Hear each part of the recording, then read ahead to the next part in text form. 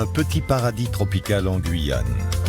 Situées au large de Kourou et du centre spatial guyanais, les îles du Salut appartiennent depuis 1971 au CNES, le Centre national d'études spatiales, qui en a fait une réserve naturelle.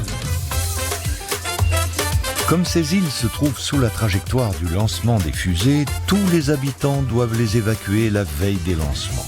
Les fusées rythment la vie et le travail des insulaires. Attention pour le décompte final. 10, 9, 8, 7, 6, 5, 4, 3, 2, 1, top. Ce matin de novembre, c'est un lanceur Vega de conception italienne qui va placer sur orbite 2 satellites militaires français d'observation.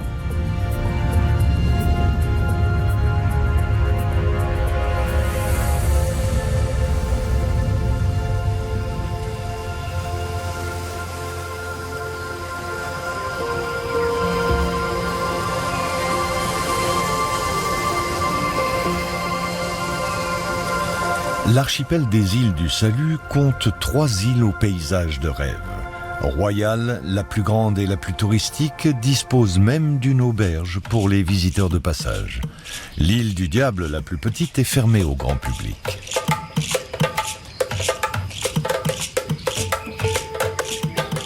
La 3e, c'est Saint-Joseph. Très sauvage, elle est entretenue par la Légion étrangère qui assure aussi la sécurité du centre spatial. Pendant un siècle, de 1854 à 1954, ces îles ont fait office de bagne. La France y envoyait les délinquants dont elle voulait se débarrasser. Le centre spatial est installé à Kourou depuis 1968. Établi auparavant dans le Sahara, il a été transféré en Guyane après l'indépendance de l'Algérie. Un choix motivé par l'accès direct à la mer, la proximité de l'équateur qui facilite la mise sur orbite des satellites et enfin l'absence de tornades, avantage indéniable par rapport à la base américaine de Cap Canaveral. Les Urubus, petits vautours charognards, sont ici chez eux. Ils nettoient volontiers les restes du marché aux poissons. Les ibis rouges préfèrent les crustacés frais. Le centre spatial guyanais, c'est un peu le port spatial de l'Europe. L'activité y est permanente. Ce matin, 2 satellites Galileo viennent d'arriver à l'aéroport de Cayenne. C'est un lanceur russe Soyouz qui les placera sur orbite.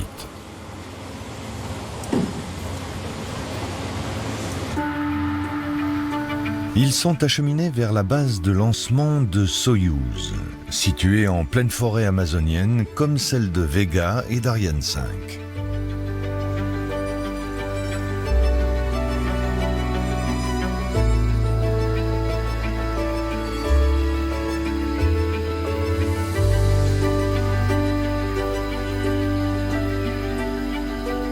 Les 2 satellites arrivent dans ce que l'on appelle la salle bleue.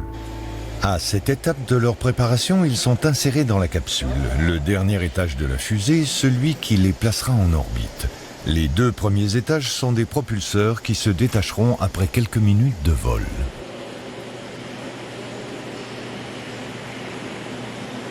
Les 2 coques du Soyouz vont être refermées sur les satellites. Elles s'ouvriront pour les libérer lorsqu'ils auront atteint leur orbite. Après cette étape, les satellites et leurs lanceurs vont rejoindre le pas de tir.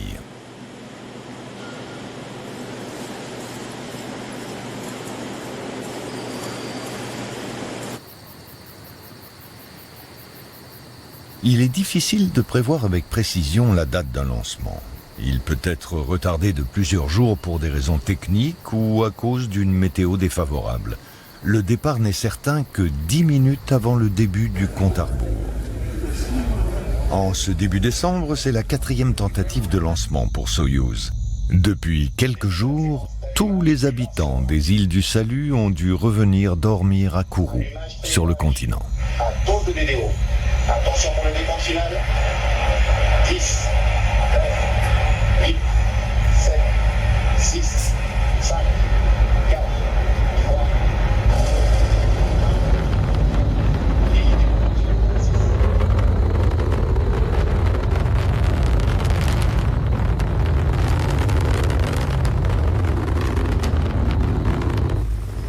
décollage d'une fusée est toujours un grand moment d'émotion.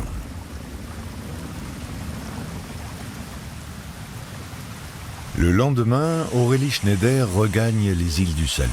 Cette archéologue s'occupe de la conservation du patrimoine insulaire. Je viens une fois par semaine ou 2 fois par semaine. Ouais. Elle est accompagnée de Dirceu Ferreira, un historien brésilien spécialiste des bagnes. Aurélie a pour mission d'organiser et superviser la restauration de ces anciennes prisons. Donc là, tu vois, c'est le premier bateau qui peut repartir après le tir de la fusée. Tous les touristes étaient évacués pour le lancement. Même les gens qui travaillent à l'auberge, tout le monde est obligé de partir. Et donc là, on peut retourner aux îles et les touristes peuvent revenir aux îles parce que la fusée est bien partie.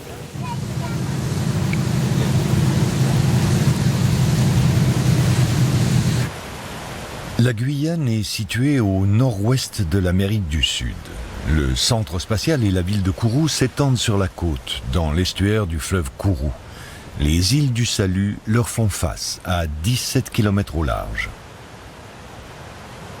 Aurélie va déterminer les travaux les plus urgents à réaliser à Saint-Joseph, surnommée l'île de la réclusion. C'est là qu'étaient enfermés les détenus particulièrement dangereux, coupables de plusieurs tentatives d'évasion, d'agression ou de meurtre. À Saint-Joseph, les conditions de détention étaient extrêmement pénibles.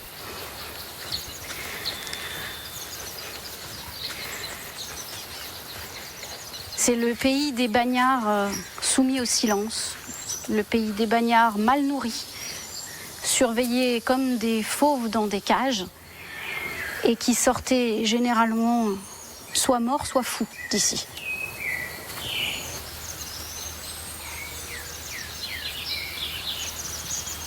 On est face à un site qui nécessite beaucoup de travail, donc tout est à faire, c'est extrêmement motivant. Et en même temps, on a parfois, malheureusement, envie de baisser les bras devant l'ampleur de la tâche. C'est vrai que les bâtiments ont été laissés à l'abandon, celui-ci n'a plus de toit, toutes les structures métalliques sont rongées par la rouille et sont en train de tomber les unes après les autres. Selon les spécialistes, elles sont irrécupérables. Donc le défi, c'est de réussir à trouver comment préserver au mieux le bâtiment, le site, et pas forcément toujours préserver tous les bâtiments, toutes les architectures, mais préserver la mémoire du site, la mémoire de cette histoire-là. Et c'est ça, moi, qui me motive et qui m'anime vraiment tous les jours, c'est de se dire qu'on n'est pas en train juste de préserver des murs, on préserve la mémoire de toutes les personnes qui sont passées par ce site. Oh, mais qu'est-ce qui se passe, là ? C'est cet arbre-là. Ah, les racines ont lâché. C'est très très embêtant parce qu'il s'appuie sur ce mur et qu'à force, il va finir par le faire céder. Je vais venir déjà avec les équipes de la Légion pour savoir ce qu'ils peuvent faire en premier lieu. Et après, il faut très rapidement couper, débiter cet arbre-là progressivement pour pas que ça retombe sur les autres murs. C'est toujours la même angoisse que ça fasse tomber un mur.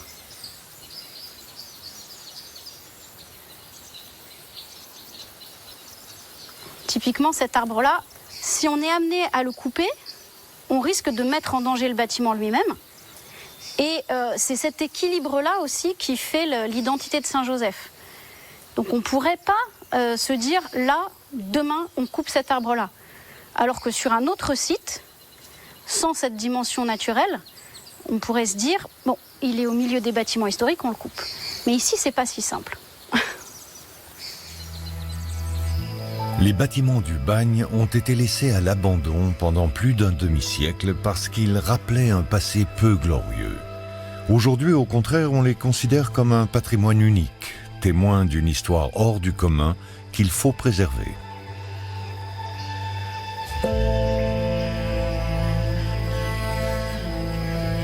C'est un site qui vit toujours, avec une nature qui de toute manière aura toujours plus d'énergie que nous.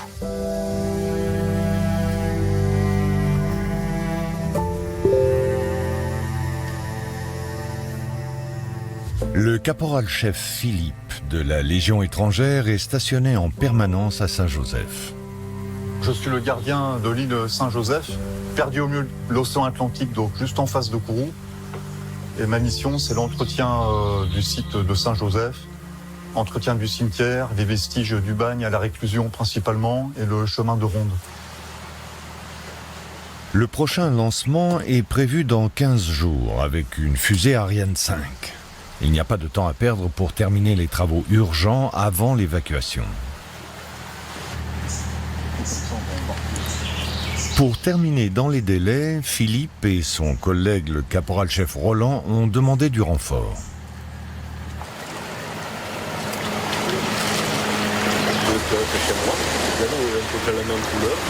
La Légion étrangère est une institution à part dans l'armée française. Composée exclusivement de soldats étrangers sous commandement français, c'est un corps d'élite capable de s'adapter à toutes les situations. Là, après tout ça, on va changer. Laisse au passage. On va discuter ensemble. On est là, je crois. Ok, même mission qu'il y a 3 semaines. On va monter à la réclusion. On va dégager une grande allée de 100 mètres pour faire place nette. On va se déplacer au niveau de l'escalier, puis arriver là-bas. Donc, on coupe tout. Il faut que ça soit comme un terrain de foot. C'est bon ? Allez, on y va.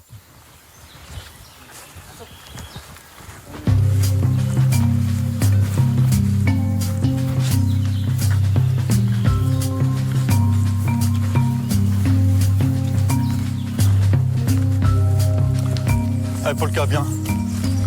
La chienne Polka est toujours de la partie. Polka.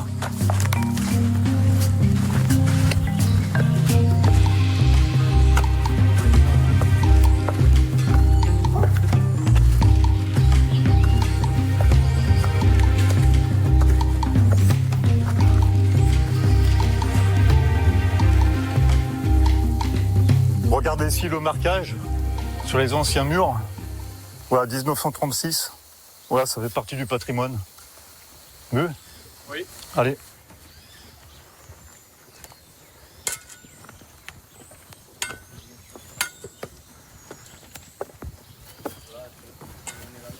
Ok, donc première mission, avant d'utiliser le coupe-coupe, tout ce qui est au sol, les cocos, on balance tout. Donc vous avancez, une fois que les cocos c'est fini, vous coupez la tête à tout. C'est bon ? Ouais. Allez, en avant.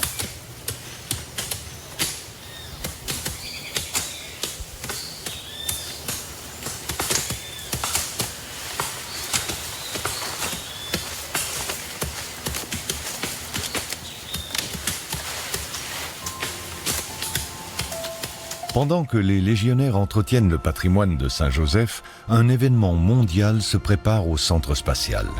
Ce navire transporte depuis la Californie le plus grand télescope spatial jamais construit.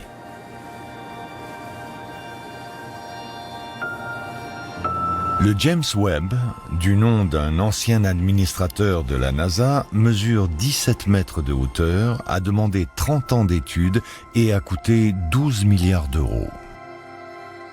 C'est la fusée française Ariane 5 qui le placera sur orbite. Il voyagera jusqu'à 1,5 million de kilomètres de la Terre et pourra capter les lumières fossiles émises par des galaxies depuis longtemps éteintes.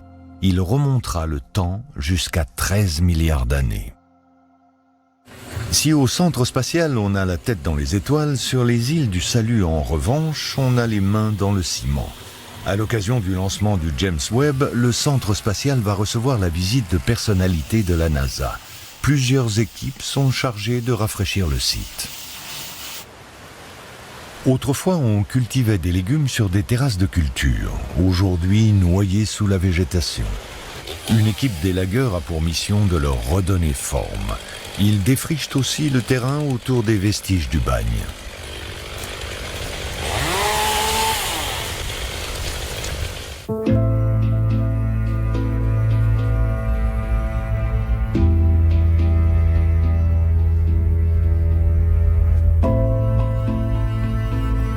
Pendant les travaux, les 4 supports en briques de l'ancienne guillotine sont mis au jour.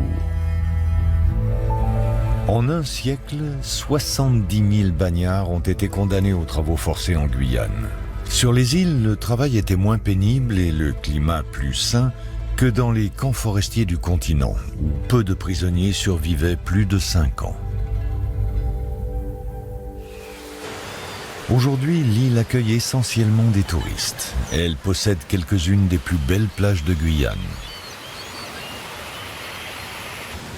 Bruno Quéré a entre autres pour mission d'empêcher les imprudents de nager trop loin du rivage.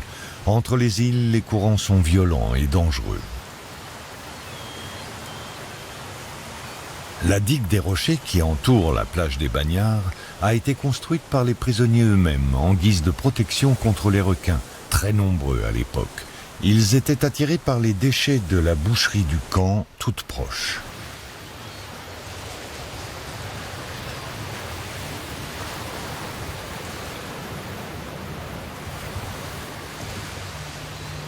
Une partie des bâtiments de l'ancien bagne a été réhabilitée. C'est le cas des cellules du quartier disciplinaire. Elles sont libres d'accès aux visiteurs. Certains bagnards y étaient enfermés des mois dans une quasi-obscurité, d'où leur surnom, les cellules sombres. L'accès libre au grand public pose toutefois problème pour la conservation du site. Donc là, tu vois, Ah oui, intéressant, le niveau. Sur cette partie du niveau. il y en a partout. Ouais. Partout. Donc voilà le résultat des... Les gens se déchaînent à faire des parties de morpions, mettre leur nom, des petits cœurs. C'est fou, alors qu'on est dans le quartier des cellules, ils mettent des petits cœurs. C'est un peu paradoxal. Là, tout ce qu'on peut faire, c'est continuer à faire de la pédagogie, en fait. Hein. Voilà, Sinon, c'est mettre des panneaux partout et tout fermer, c'est après, dommage. C'est tout fermer, et faire des heures d'ouverture et avoir quelqu'un pour surveiller en permanence. C'est dommage d'en arriver là et de ne pas réussir à ce que les gens Oui, après, se rendent compte. Ça devient plus un accès libre pour les personnes. C'est aussi l'avantage du site, hein, qu'il y ait cet accès libre. Moi, j'aimerais bien le conserver. Les gens, ouais, voilà, et ça après... C'est bien dommage.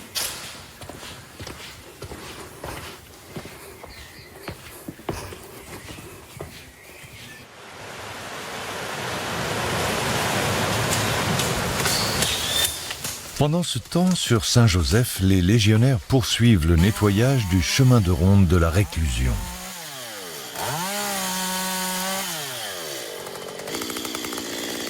Le caporal-chef Roland fait une rencontre inattendue.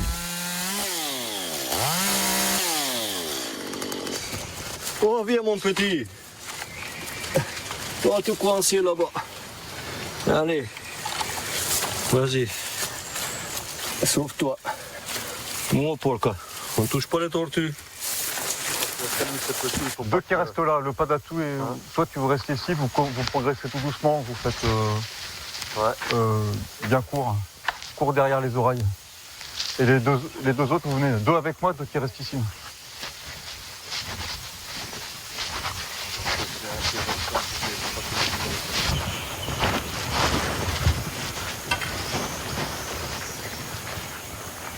Même motif, même punition. Hein. Allez, c'est parti.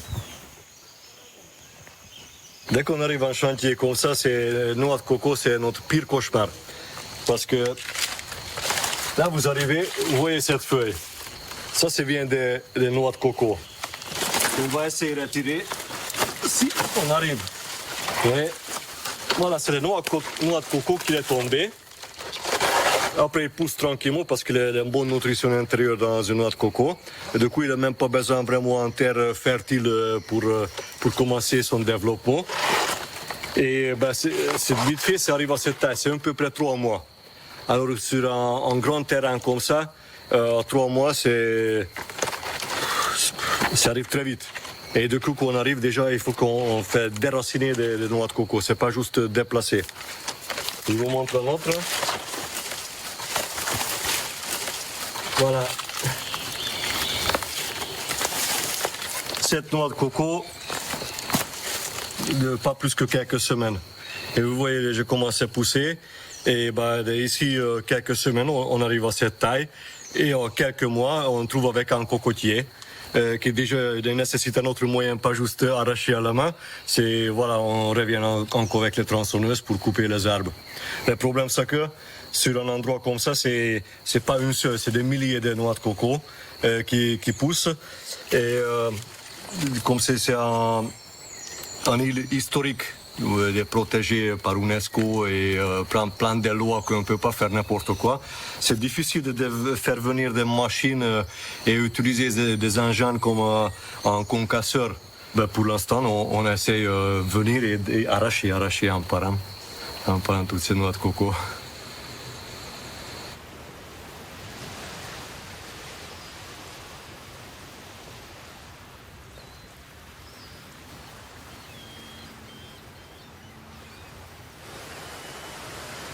C'est un bel endroit, c'est pour travailler des endroits comme ça, c'est pas donné à tout le monde. Moi j'aime bien la nature, j'aime bien travailler comme ça, avec toutes ces bêtes à côté. Bon, après on essaie pas de déranger, moi je dérange pas eux ils me dérangent pas, alors ça va. On essaie de cohabiter ensemble avec toutes ces bêtes et toutes ces arbres et toute la nature complète. Il faut aimer la nature. Il faut aimer la nature. Les légionnaires viennent d'apprendre que le lancement du James Webb est retardé d'une journée en raison d'ultimes vérifications techniques.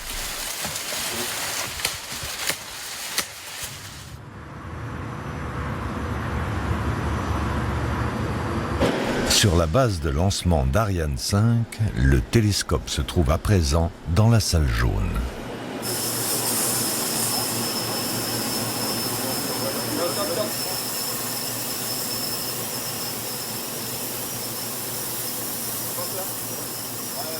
Il est transféré avec précaution vers le lanceur Ariane 5 qui va l'emporter dans l'espace.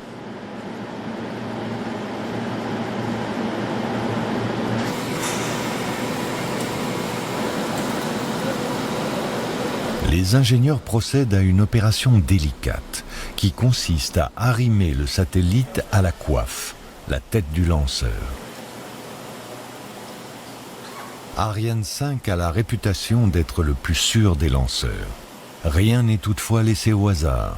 Tout est vérifié à maintes reprises avant le lancement. Aurélie Schneider repart pour les îles du Salut. Aujourd'hui, la directrice du patrimoine va organiser la restauration du transborder. Construit à la fin du XIXe siècle, ce bâtiment était le point de départ d'un câble qui reliait l'île Royale à l'île du Diable, toute proche et pourtant très difficile d'accès. L'île du Diable est cernée par des courants marins violents et entourée d'écueils qui la rendent presque inabordable.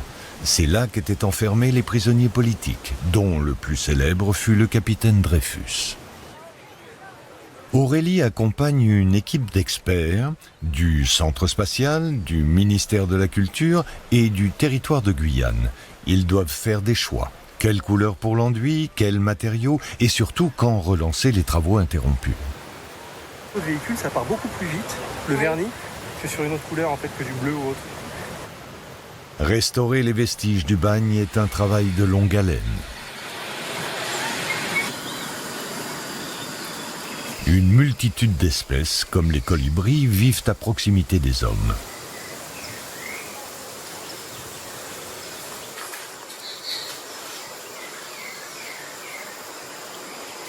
Ce jeune capucin grignote un morceau de pain qu'il a chippé. Le sucrier à ventre jaune partage un bougainvillier avec les Tangara évêques. Retour sur l'île Saint-Joseph. Donc là, la première phase, on a coupé à la machette. Et actuellement, c'est presque en phase finale. Au rotophile, puis après un coup de gratte-feuille et ça va être bon. Ça avance par bons successifs, hein, comme à la Légion. 80 minutes, sûr, doucement mais sûr. Après, on peut presque jouer au hockey sur gazon.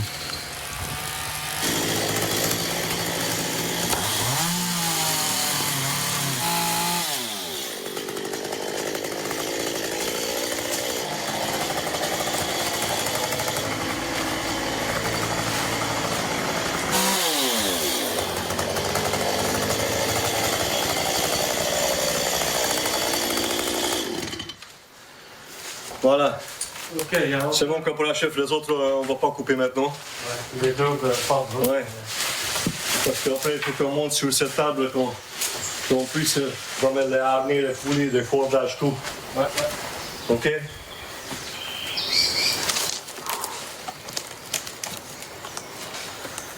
On va regarder l'autre cellule. Après, on va vraiment nettoyer les zones, avec tous les bestioles avec.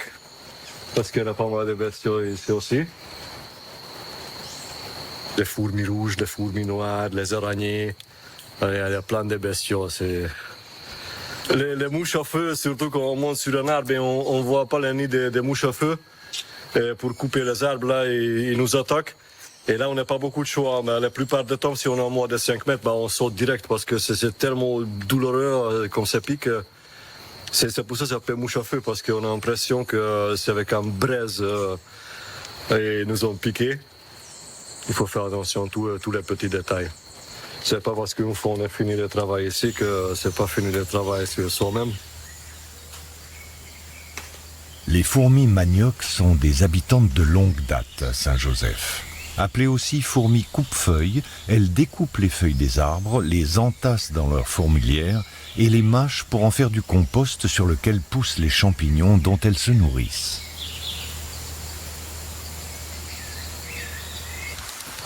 Le nettoyage des bâtiments de la réclusion est achevé. Philippe fait l'inspection. La Légion a fait encore place nette, impeccable. Bon boulot, bon boulot.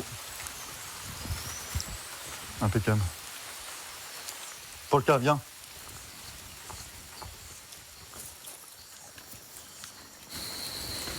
La nuit, je viendrai pas. Hein. Même vous mettez une boîte de Ferrero Rocher dehors ou autre, je viendrai pas. C'est une atmosphère spéciale. En pleine nuit, je ne viendrai pas.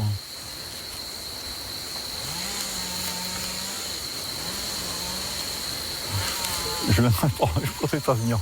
Ouais. C'est très particulier. Hein.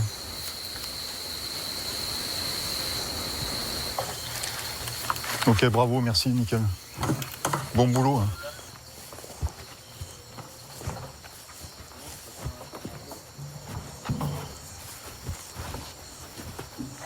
Retour au camp de la Légion, où le caporal-chef Roland a troqué sa tronçonneuse contre un couteau de cuisine.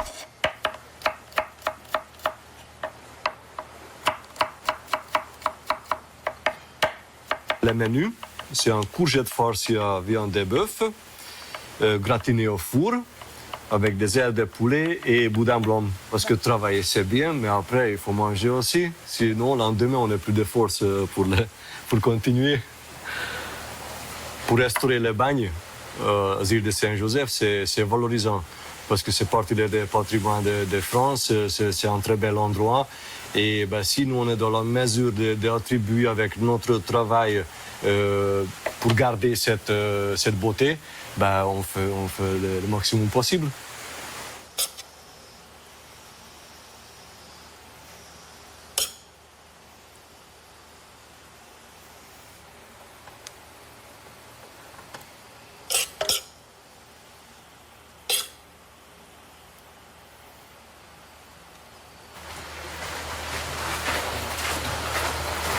Voilà, le repas c'est prêt.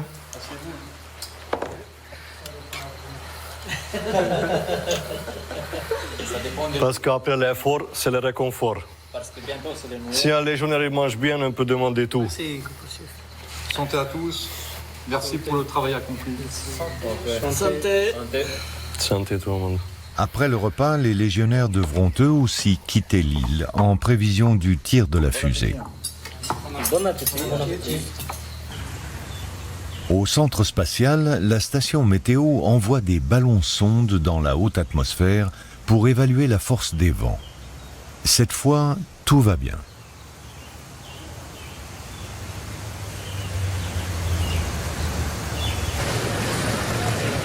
Insulaires et touristes embarquent sur le dernier catamaran en partance pour Kourou. Les îles seront alors vidées de leurs habitants. Ariane 5 va décoller dans quelques heures.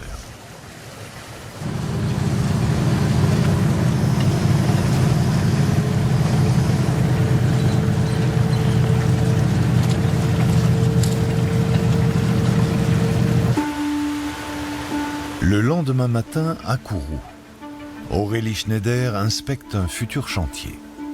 On ne peut pas avancer si on ne sait pas ce qui s'est passé avant. On ne peut pas grandir si on n'a pas de racines.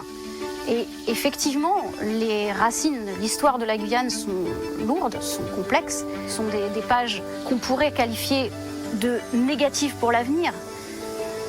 Mais il faut aussi savoir s'en servir comme une force, se dire que c'est ça qui a construit l'histoire, qui a construit les gens qui habitent ici. Pas que le bagne, hein, toute l'histoire de la Guyane. Et on ne peut pas faire table rase d'une partie de l'histoire parce qu'elle ne nous plaît pas. Au contraire, il faut s'en servir, apprendre à la connaître pour construire l'avenir, pour apprendre à nos enfants ce qui s'est passé, éviter de refaire les mêmes erreurs. Si on oublie l'histoire, si on fait tomber les murs ici et qu'on rase tout, plus personne ne s'en souviendra. 7, 6, 5, 4, 3, 2, 1, top. Allumage premier étage. Décollage. En ce 25 décembre, Ariane 5 emporte le James Webb à 1,5 million de kilomètres de la Terre, d'où il observera 13 milliards d'années d'histoire de l'univers. Une mission spatiale de tous les superlatifs.